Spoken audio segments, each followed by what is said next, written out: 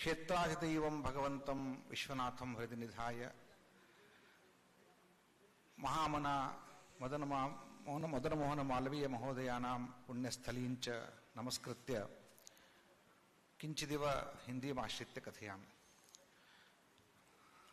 आज इस महामना की तपस्थली पर महादेव का पावन धरातल में हम सब मिलकर सोमनाथ स्वाभिमान पर्व मना रहे हैं। यह पर्व समग्र हिंदू राष्ट्र भारत राष्ट्र के लिए एक बहुत बड़ा पर्व है, क्योंकि सोमनाथ केवल भारत का सौराष्ट्र का एक अंग नहीं है।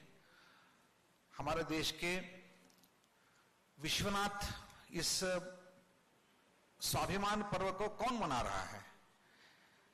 सोमनाथ जी का पावन स्वाभिमान पर्व को विश्वनाथ जी मनाते हैं, विश्वनाथ जी का स्वाभिमान पर्व को सोमनाथ जी मनाते हैं।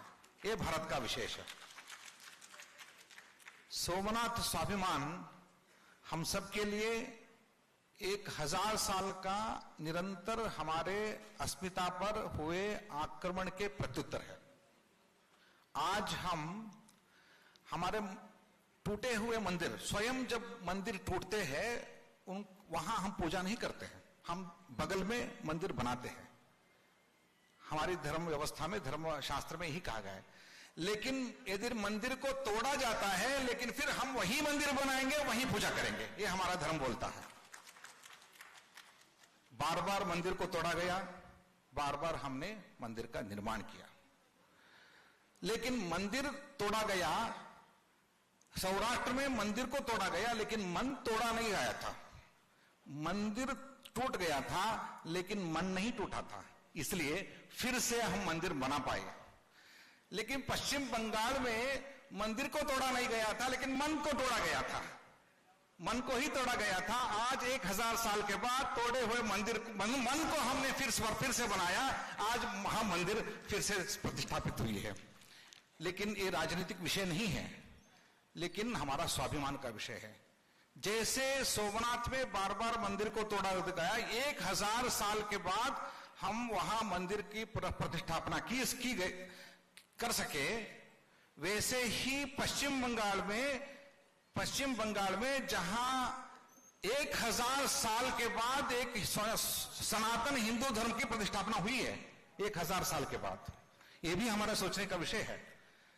आज भारत के हृदय भूमि इस विश्वनाथ पावन स्थली पर हम सोमनाथ स्वाभिमान पर्व मना रहे हैं। इसके पीछे एक बहुत बड़ा उद्देश्य है। इसके पीछे एक उद्देश्य यह है कि भारत का 1000 साल का इतिहास हमारे लिए एक बहुत बड़ा सीख का, एक बहुत बड़ा शिक्षा का विषय है। इससे हमने सीखा है, इसलिए हम आज हमारे जितने भी मंदिर हैं उनको एक हमारे पूजा, न केवल पूजा स्थान नहीं रहे, वो हमारे अस्मिता का भी, हमारा इतिहास का, हमारा स्वाभिमान का भी विषय बना है। तो इसलिए हिंदू धर्म के, सनातन धर्म के सभी अनुयायी आज जो स्वाभिमान पर्व मना रहे हैं, इस पावन पर्व पर, पावन अवसर पर मैं सभी यहाँ के विश्वनाथ, केवल विश्वनाथ धाम का विषय नहीं है, ये विशेष रूप से काशी हिंदू विश्वविद्यालय के इस महामना के तपस्थली पर इस पर्व का आयोजन हो रहा है।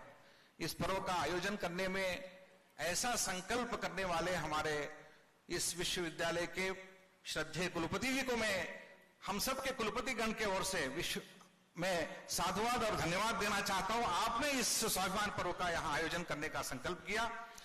उस संकल्प को साकार करने वाले हमारे आचार्य ब्रजभूषण ओझा जी, उनको भी मैं स्वाभिमान, बहुत अभिमान से एक साधुवाद देता हूं।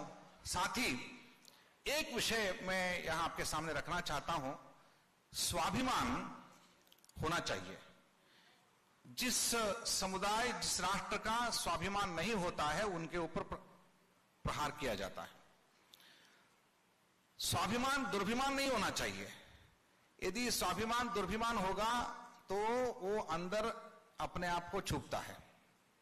यदि स्वाभिमान अहंकार होगा, दुरहंकार होगा, दूसरों को छुपता है। हिंदू का स्वाभिमान दोनों नहीं है, वो अस्मिता का प्रतीक है। आज हम भारत प्रत्यय का युग में है।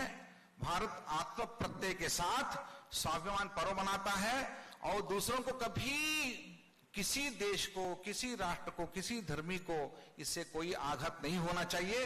हिंदू कभी किसी, ना हिंदू पतितो भवेत् हिंसया दूयते, हिंदू इति हिंदू शब्द का अर्थ है। इसलिए किसी को हम दुखाते नहीं हैं, लेकिन हमारा स्वाभिमान को छोड़ते नहीं है।